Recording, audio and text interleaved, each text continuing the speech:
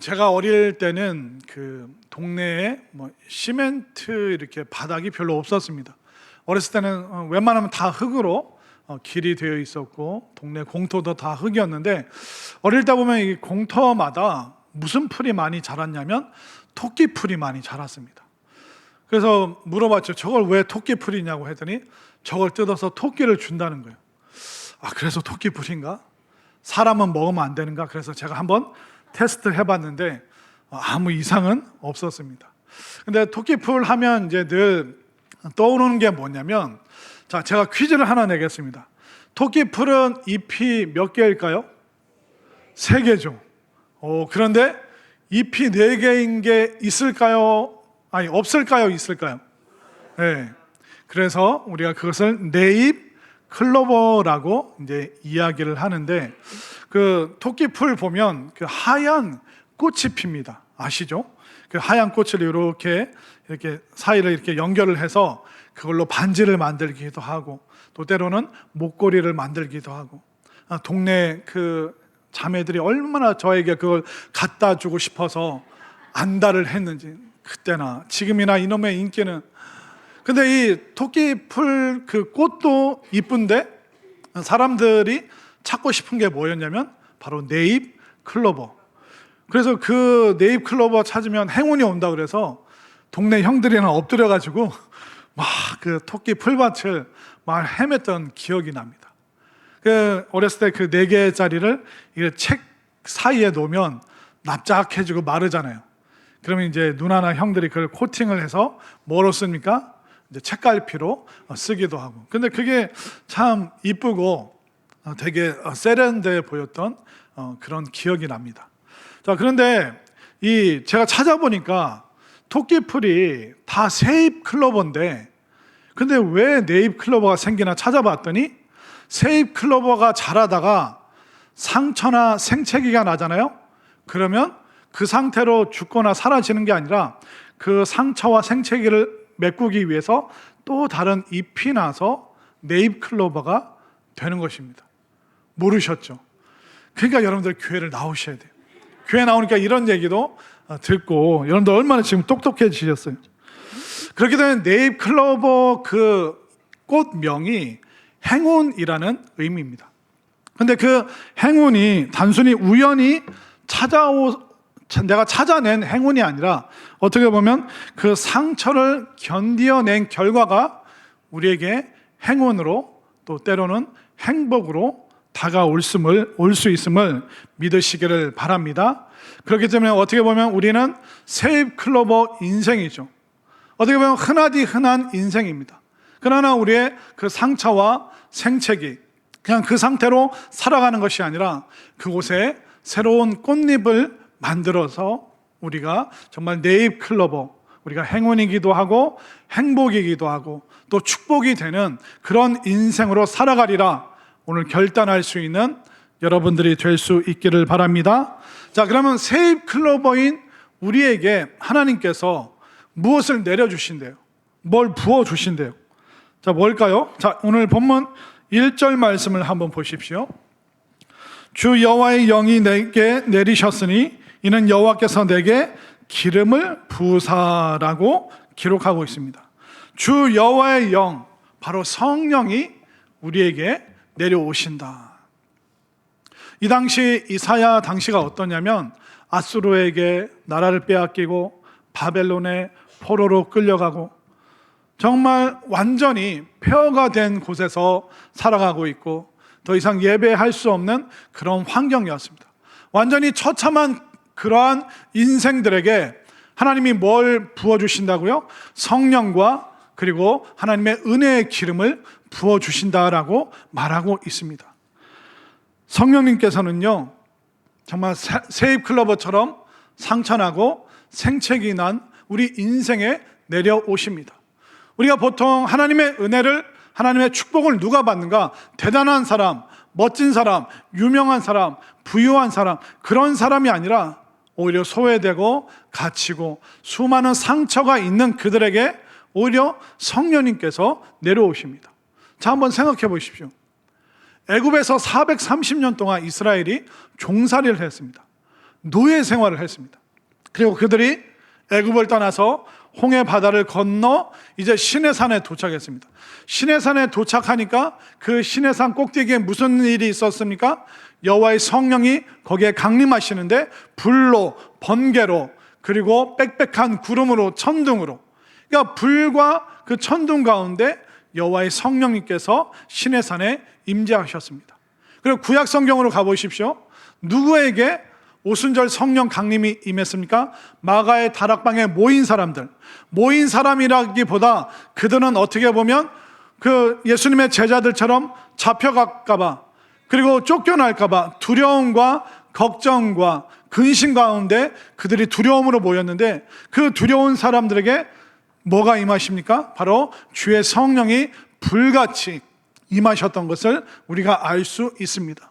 그렇게 되면 대단하고 잘난 사람이 아니라 소외됐지만, 두렵지만, 상처가 있지만, 노예와 가난하게 살았지만 하나님께서는 그들을 주목하시고 그들에게 놀라운 성령의 역사를 베풀어 주신다는 것을 믿으시기를 바랍니다.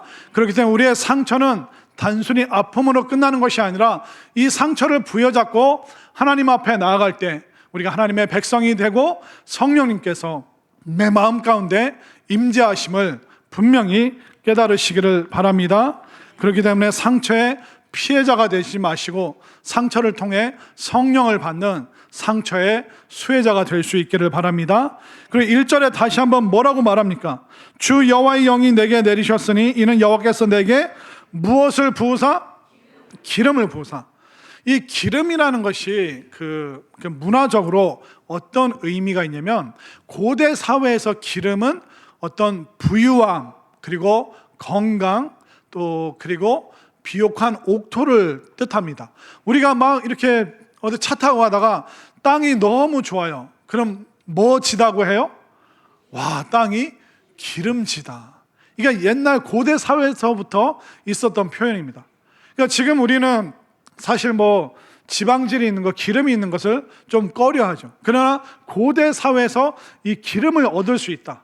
그것은 굉장히 그가 부유하고 힘있고 건강하다라는 뜻입니다. 요즘 뭐 우리가 마가린이나 버터, 참기름, 그 어느 집에나 가면 다 있는데, 옛날에는 이 버터, 이것도 부유한 사람들, 왕과 또 힘이 있는 사람들만이 누릴 수 있던 것이 오랜 시간을 통해서 만들어질 수 있는 그런 기름이었습니다. 그럼 여러분들, 또 기름은 중국산 기름이 좋나요? 아니면 국내 참기름이 좋나요? 예, 두말하면 잔소리죠. 그처럼 이게 좋은 기름이라는 것은 우리를 복되게 하고 우리에게 더 큰 기쁨을 주는 것입니다. 그리고 땅도 기름지다라고 표현을 하는 것이죠. 그런데 이 구약 성경에서는 그 당시 문화 속에서 부유함과 건강과 비옥한 옥토뿐만 아니라 이 기름을 붓는다, 이것이 무슨 뜻이냐면, 구약에서는 3명의 사람에게만 기름을 붓는다라는 표현을 썼습니다. 누구냐면 선지자, 제사장, 왕이었습니다.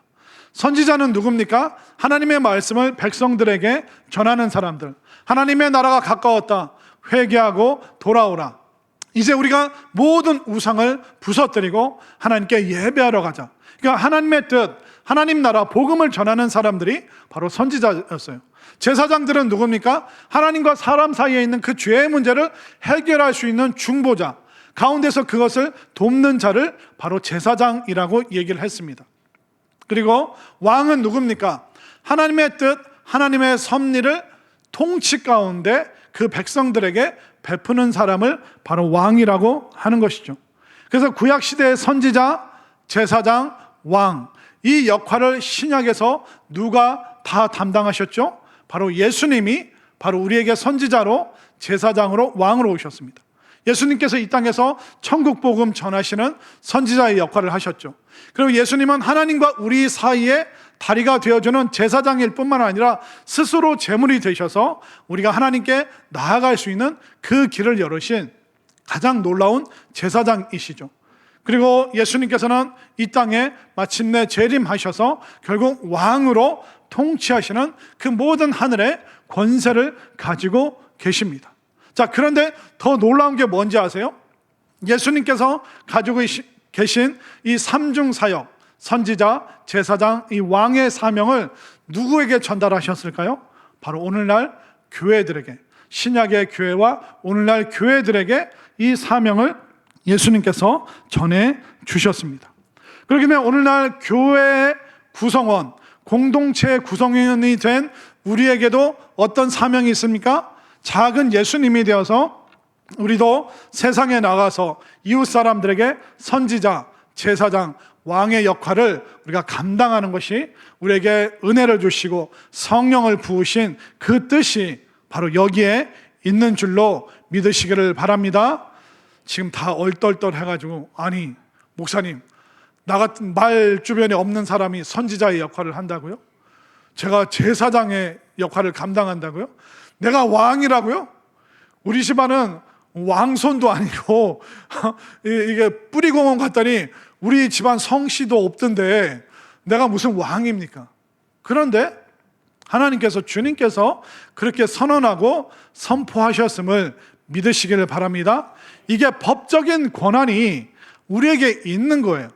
우리가 예수님을 믿는 순간 법적으로 우리가 하나님의 자녀가 되었기 때문에, 하나님의 자녀로서 교회 공동체를 이룬 우리에게는 예수님의 몸된 그 사명, 바로 예수님께서 이 땅에서 하셨던 선지자와 제사장과 그 왕의 역할을 부족하지만 또한 우리가 감당하는 것이 바로 우리에게 은혜를 베푸신 성령을 부어주신 하나님의 뜻임을 다시 한번 믿고 깨달으시기를 바랍니다. 자, 그러면 우리가 어떻게 이 땅에서 선지자의 사명을 감당하는 겁니까?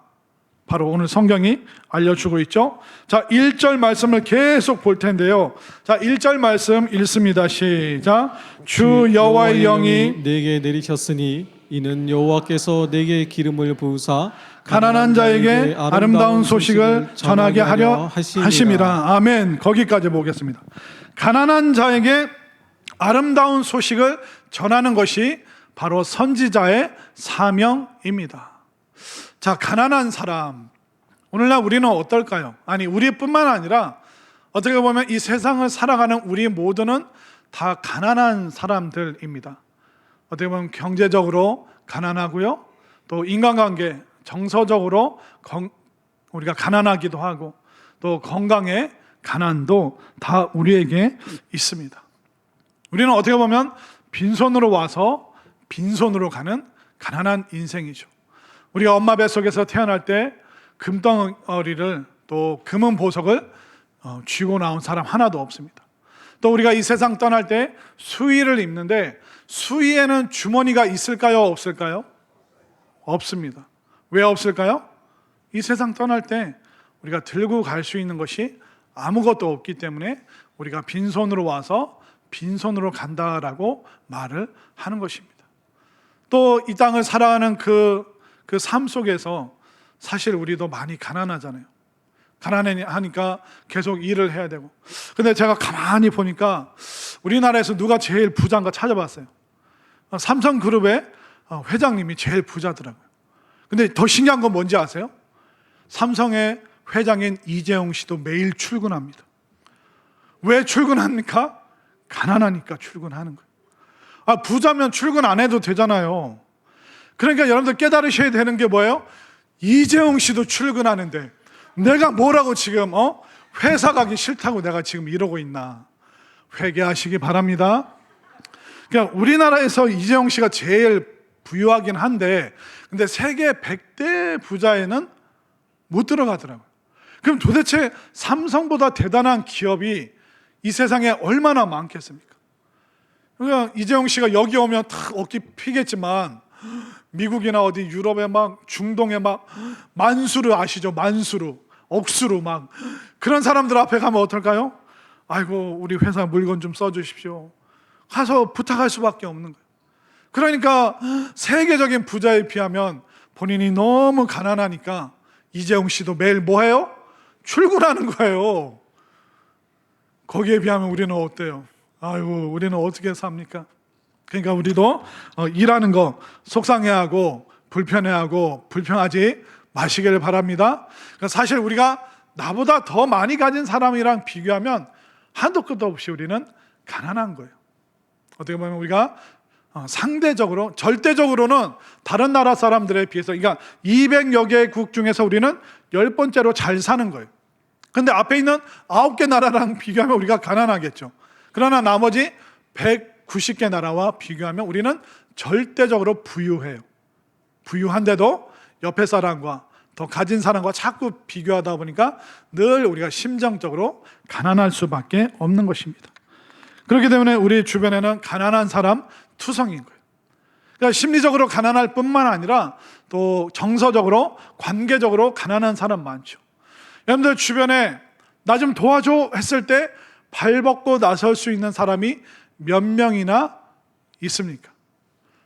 여러분들 친구들 중에, 여러분들 가족, 일가, 친척 중에 여러분들 정말 마음 터놓고 얘기할 수 있고 여러분들의 약점을 꺼내놔도 아무런 해를 끼치지 않는, 정말 이 사람과는 평생 가고 싶다 하는 사람 몇 명이나 됩니까? 한번 손으로 꼽아 보십시오. 몇 명 안 될걸요.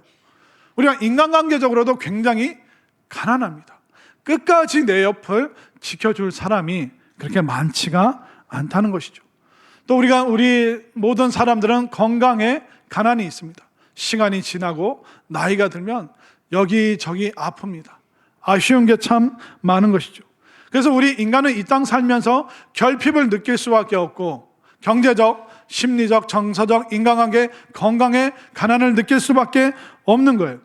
그뿐만 아니라 이 세상 사람들은 지식적인 가난이 있습니다. 절대적인 진리, 나를 구원할 이 진리가 무엇인가, 그거 없는 사람들 너무나도 많습니다. 그거 없는 사람이 가난한 사람들이잖아요. 이 진리 없이 정말 의롭게 되는 길이 무엇인가, 참으로 복된 길이 무엇인가, 그 지식이 없어서 그들은 의로움과 진리와 생명 앞에서 가난한 사람들이라는 것입니다. 그들에게 우리가 어떻게 해야 됩니까? 그 가난한 자들에게 우리가 아름다운 소식, 정말 하나님 안에 얼마나 놀라운 풍성함이 있는가, 우리 하나님께서 우리를 위하여 예비하신 것을 우리가 말할 수 있고 전할 수 있는 그 역할을 바로 여러분들이, 바로 길과 진리와 생명을 풍성하게 소유한 여러분들이 가난한 그들에게 이 생명을 널리 전할 수 있는 그 선지자의 그 역할을 여러분들이 꼭 감당해 주시기를 바랍니다. 아직도 믿기지 않는 분들이 계신데, 두 번째, 우리 하나님께서 연약한 우리를 또 제사장으로 부르셨습니다. 자, 1절 말씀을 또다시 읽겠습니다. 시작. 주 여호와의 영이 내게 내리셨으니 이는 여호와께서 내게 기름을 부으사 가난한 자에게 아름다운 소식을 전하게 하려 하심이라. 나를 보내사 마음이 상한 자를 고치며. 아멘. 두 번째는 마음이 상한 자를 고친다. 이것이 바로 제사장의 역할입니다. 우리가 성경을 보잖아요. 이 성경을 보면 성경이 의학책은 아닌데 이 성경에는 인간의 아픔과 슬픔과 고통이 다 나와 있습니다. 형들에게 팔려서 노예가 된 요셉의 이야기도 있고, 평생 함께 전장에서 같이 싸웠던 장수가 마음을 바꿔서 이제 다윗의 자리를 찬탈하려고 했던 사람도 있고, 사도 바울은 동족인 유대인들에게 쫓겨다니면서 목숨의 위협을 받았습니다. 얼마나 그 마음이 힘들고 아프고 평생 그 상황들이 상처가 되었을까요? 근데 그들이 그 상처에만 머물지 않고 그 아픔과 슬픔과 고통을 이겨낸, 상처의 이야기지만 그 모든 것을 치료한 이야기가 또 성경에 바로 나와 있는 것입니다. 여러분들 그거 아세요?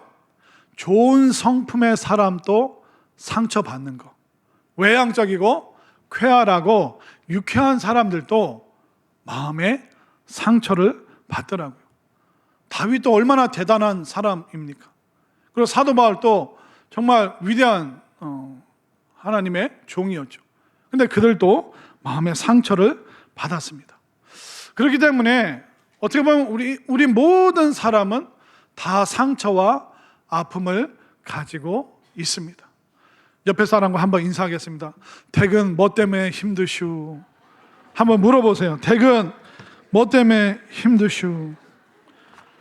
그러니까 아무렇지도 않게 옆에 앉아 있는 그분도 다 아픔과 상처, 그러니까 살아온 역사만큼 상처와 생채기가 마음의 흉터처럼 다 자리 잡고 있는 것입니다.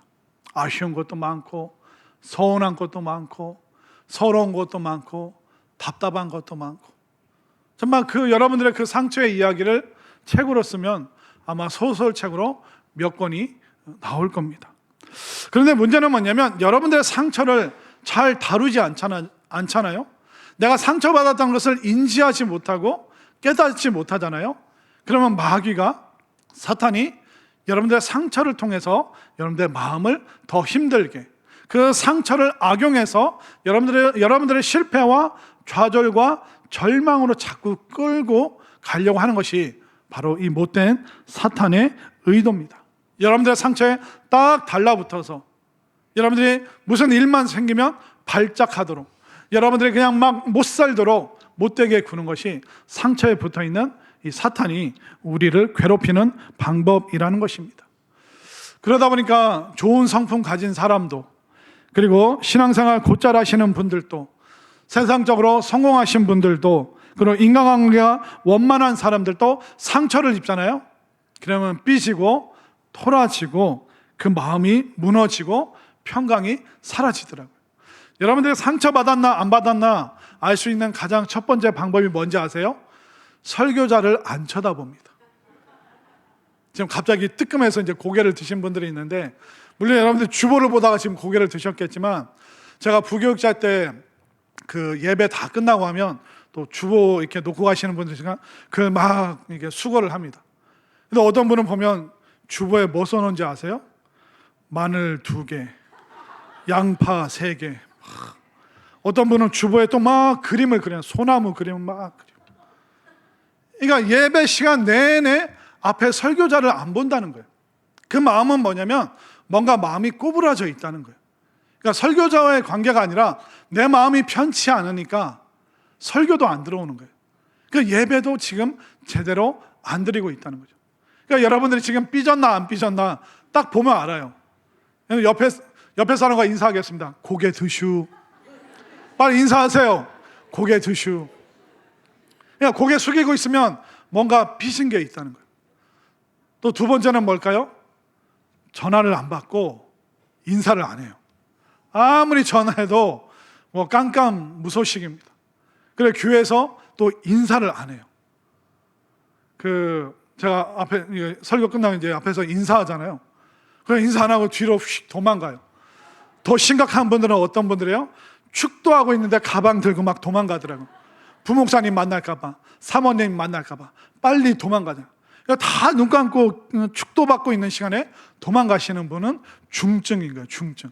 그래서 제가 오늘 무슨 시설을 설치했냐면, 축도 시간에는 그물이 내려옵니다.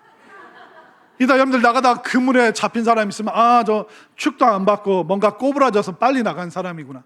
근데 축도 끝나면 그 그물이 사라질 겁니다. 이따 보세요. 누가 그 그물에 걸려 있는지. 이러다 보니 신앙생활을 곧잘 하시는 분 같은데, 성품도 좋고 쾌활하고 밝은 것 같은데, 근데 우리가 사람인지라 상처가 훅 들어오잖아요. 그럼 마귀가 그거 잡고 안 놔줍니다. 그래, 잘 됐다. 섭섭마귀 들어간다, 서운한 마귀 들어간다 하면서 상처를 그냥 내버려 두면 우리가 마귀가 들어오는 합법적인 통로를 그냥 열어주는 거예요. 우리가 전쟁할 때 쪽문을 열면 어떻게 합니까? 글로 적군이 다 쳐들어오잖아요. 그럼 우리의 성이 무방비가 되어버리는 거예요. 그러니까 우리가 상처가 계속 벌어진 상태로 있으면 그쪽으로 계속 마귀가 우리의 감정으로 침투를 하는 거예요. 그래서 계속 삐진 상태로, 답답한 상태로, 그게 곰고 아프면 어떻게 될까요? 그게 우울증이 되는 거예요. 열등감이 되는 거예요. 비교의식이 되는 거예요. 그리고 자존감은 계속 바닥을 치게 되면서 설교 때 고개 숙이고 주보에 흔히 할 일 없이 막 이것저것 쓰고 있고, 축도도 안 받고 인사도 안 하고 전화도 안 받고, 그런 분들 여기는 없는 줄로 믿습니다. 근데 여러분들 한번 생각해 보십시오. 여러분들 지나온 시간들 쭉 생각해 보면 그때 여러분들 화가 났고 막 분노했고 막 소리 질렀고 어떻게 그럴 수 있느냐? 그랬던 그 과거의 시간들을 생각해 보십시오. 근데 너무나도 우스꽝스러운 걸로 내가 화냈다는 거 생각나지 않으세요? 사탄이 여러분들의 마음을 휘저놓는 거예요. 그 상처로 들어와서 여러분들의 감정을 휘저놓으니까 화내지 않아도 될 때에 막 분노하고, 내가 빚이지 않아도 될 때 빚이고, 우리의 모습이 너무 우스꽝스러워지죠. 그럼 우리가 자꾸 마음이 위축되고 마음이 약해지는 것입니다. 우리 상처 안 받을 수 없어요. 저도 사실 마음이 솜털 같은데, 저도 성품이 너무 좋은데 저도 상처 받아요. 근데 상처를 받지만 우리 고치지 못할 상처 하나도 없는 줄 믿으시기를 바랍니다. 우리 인생에 문제 없는 사람 어디 있어요? 그러나 그 문제 다 해결할 수 있음을 믿으시기를 바랍니다. 왜냐하면 제가 드디어 그 놀라운 치료책을 어제 발견했어요. 그 치료책이 뭔지 아세요? 바로 성경책이더라고요. 이 성경책이 우리의 치료책이에요. 모든 아픔과 절망을 지닌 사람들, 외로운 사람들, 괴로운 사람들, 여기 다 나옵니다. 노아 혼자 진짜 그 믿음 지키면서 120년 동안 방주를 만들어야 되죠. 한나는 아이가 없어서 막 들어온 그 첩으로 인하여 막 얼마나 어려움을 그 가정 안에서 겪었습니까? 다니엘은 남의 나라 그 관리가 되었는데, 남의 나라 관리들 막 다니엘과 친구들을 죽이겠다고 막 달려듭니다. 공권력이 그들을 사로잡고 막 사자굴에 막 용광로에 던져집니다. 뭐 죽기 직전까지 가는 거죠. 그런데 그들 어떻게 됐습니까? 그것을 통과하고 돌파하고 뛰어넘고, 정말 상처와 문제투성이었지만 그 치료책인 바로 하나님의 말씀, 이 성경책을 통하여 통과한 승리한 그들을 여러분들이 체험하실 뿐만 아니라 여러분들이 체험한 그 상처 치료책을 또 사람들에게 전할 수 있게 되기를 바랍니다. 우리가 성경에서 자꾸 예수님을 발견해야 돼요.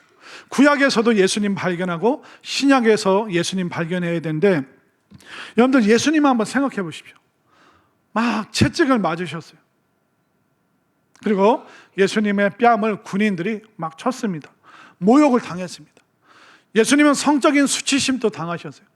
우리가 성화를 보면 예수님 십자가에 달렸을 때 이 아래를 천으로 가려놨잖아요. 그러나 죄인에게는 그런 거 허용되지 않습니다. 싹 다 벗겨서 십자가에 매다는 거예요. 그 성적인 수치심이 얼마나 컸을까요?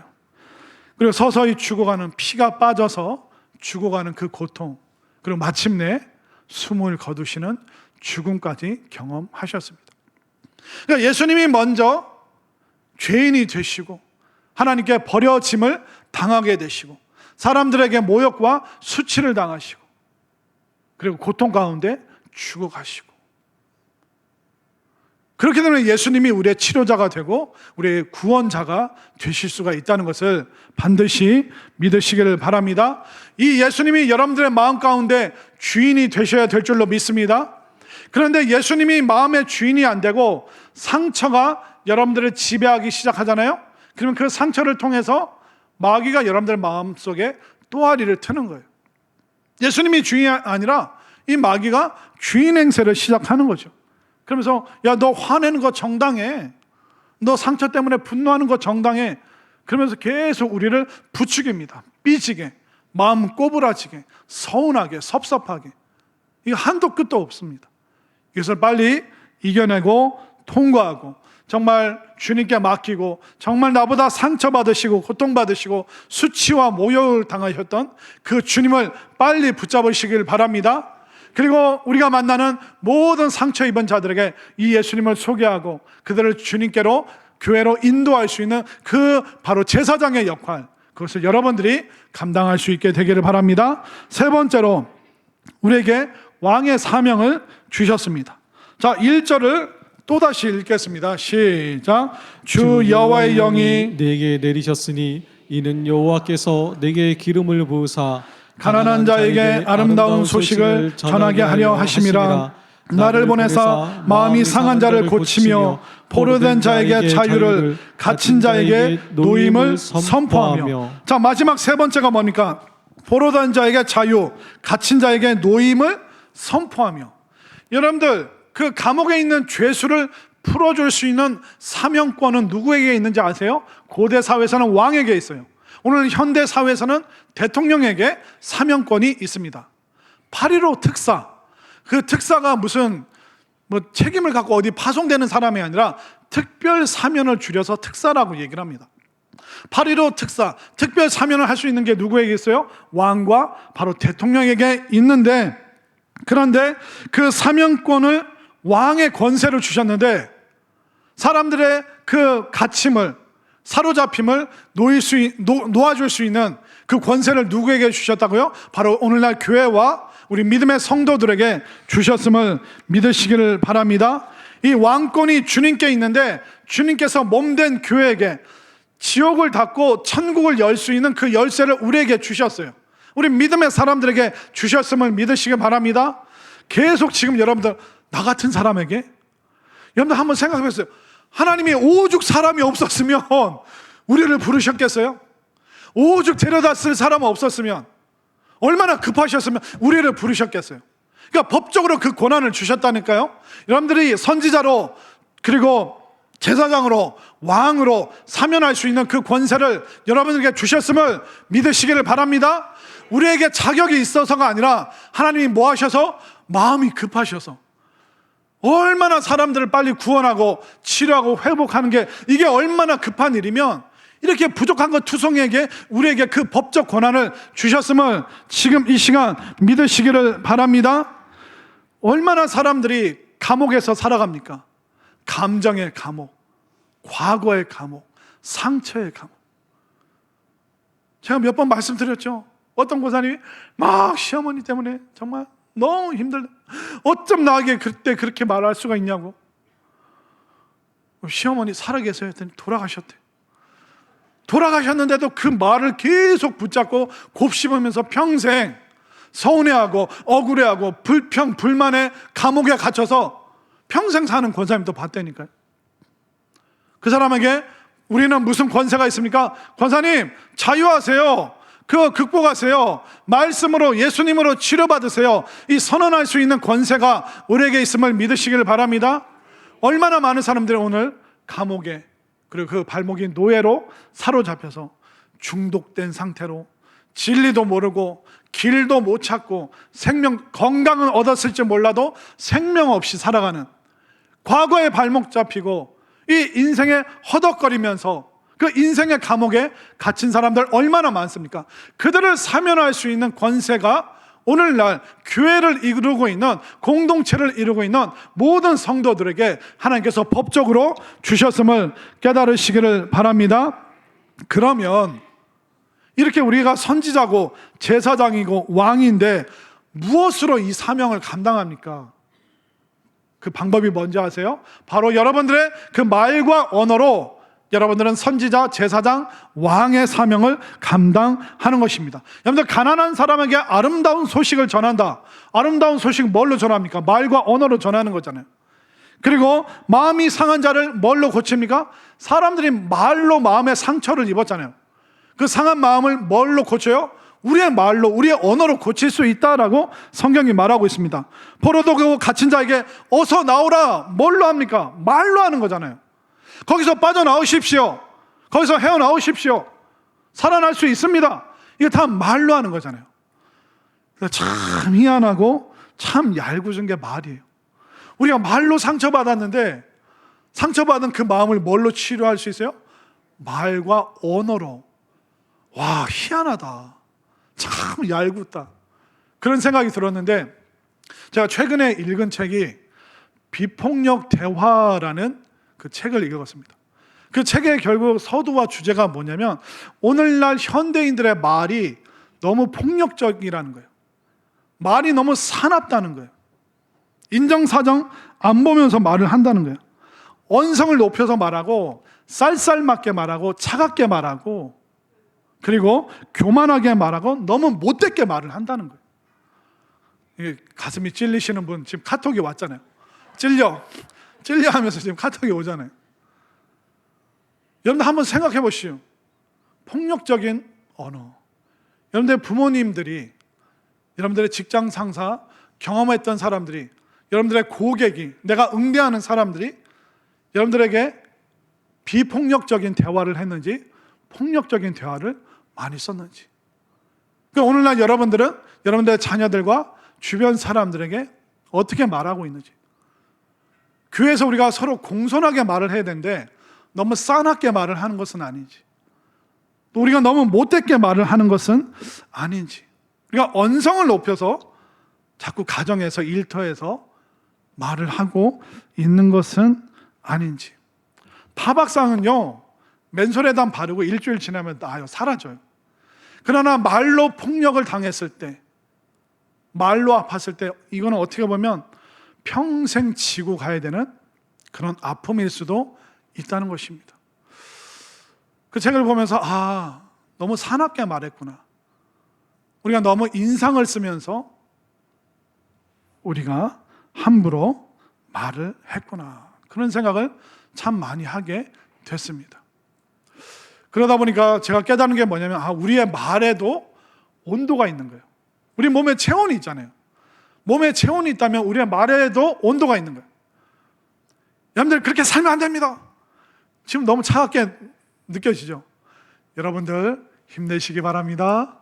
이 말의 온도가 얼마나 따뜻합니까? 여러분들의 자녀들이 엄마 아빠인 여러분들을 만나면서 어떤 말의 온도를 체감하면서 살아왔을지, 또 여러분들 주변의 사람들에게 내가 어떤 식으로 말을 했는지 한번 떠올려 보시기 바랍니다. 사람이요, 왜 불행합니까? 말을 불행하게 하니까. 사람이 왜 행복합니까? 말을 행복하게 하니까. 어떤 사람은 길 가다가 비가 오면 나는 지질이 복도 없지, 우산도 안 가져왔는데 비가 내리네, 투덜투덜거립니다. 길 가는데 햇빛이 너무 뜨거워요. 아이고, 얼굴 다 타라고, 이렇게 햇빛이 뜨겁구나. 그리고 길 가다 또 넘어지면 아유, 재수도 없지, 돌뿌리도 없는데 왜 나는 넘어지냐. 그럼 말로 계속 불행한 거예요. 그러나 행복한 말을 하는 사람은 어떨까요? 가다가 비가 내리면 어떻습니까? 와, 온 천지에 비가 내리니 이 산과 나무와 꽃이 너무나도 푸르르구나. 와, 감사하다. 햇볕이 쨍쨍 내리쬐요.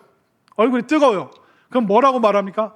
와, 이 여름에 뜨거운 태양이 있으니 곡식이 있고 열매가, 과일이 있고, 와, 온 세상이 지금 아름답게 또 익어가는구나.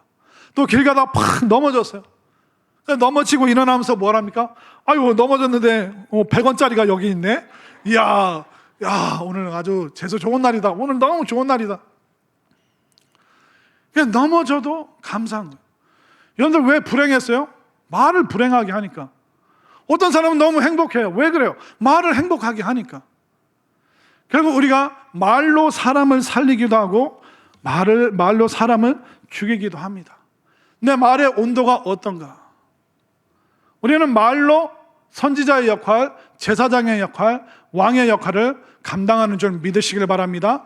상처투성이, 아픔투성이인 사람에게 우리가 더 해집는 말이 아니라 그들을 싸매고 고칠 수 있는 말, 이 말의 온도가 너무나도 중요하죠. 비폭력적인 대화를 우리가 해야 되는 거죠. 말을 할 때 우리가 공손하게 말을 해야 됩니다.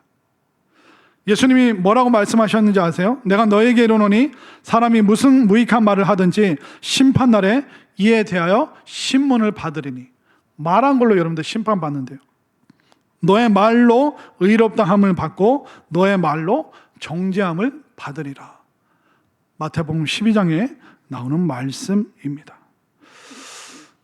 그런데도 사실 우리는 다 불완전하죠. 인간은 불완전하죠. 또 사람이 말하는 말도 다 불완전합니다. 그렇기 때문에 우리에게 뭐가 부어져야 돼요? 여호와의 영인 성령이 부어지고 은혜의 기름이 우리에게 부어질 때 우리의 말과 언어가, 우리의 행실이 변화되는 줄 믿으시길 바랍니다. 그 전까지 우리가 말로 상처 주고 힘들게 하고 고통스럽게 비참하게 만들었다면 이제는 우리의 말에 성령의 기름 부으심, 또 성령의 은혜가 임해서 상처 주는 말이 아니라 선지자처럼 정말 가난한 사람들을 풍성한 길로, 제사장처럼 정말 상처 입은 그들의 마음을 말로 우리가 치유하고 왕의 권세로 죄에서 나오세요, 그 감옥에서 나오세요. 과거에서 빨리 벗어나세요. 라고 선언할 수 있는 그 왕의 권세의 말을 여러분들이 지금 이 시간부터 장착할 수 있게 되기를 바랍니다. 여러분들의 말의 온도가 변화될 줄 믿습니다. 여러분들의 그 말의 온도로 생명을 살릴 줄로 믿습니다.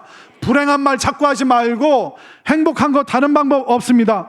행복한 말을 해서 여러분들의 인생 진짜 행복해져서 많은 사람들을 주님께로 인도하여 함께 천국까지 나아갈 수 있는 행복의 언어를 전할 수 있는 상처 입었지만 오히려 내가 치료자가 되어서 내가 세입 클로버지만 그 생채기에서 다시 다른 잎이 나와서 네잎 클로버처럼 사람들에게 행운으로 행복으로 축복으로 나아갈 수 있는 그런 삶이 될 수 있기를 간절히 소망합니다.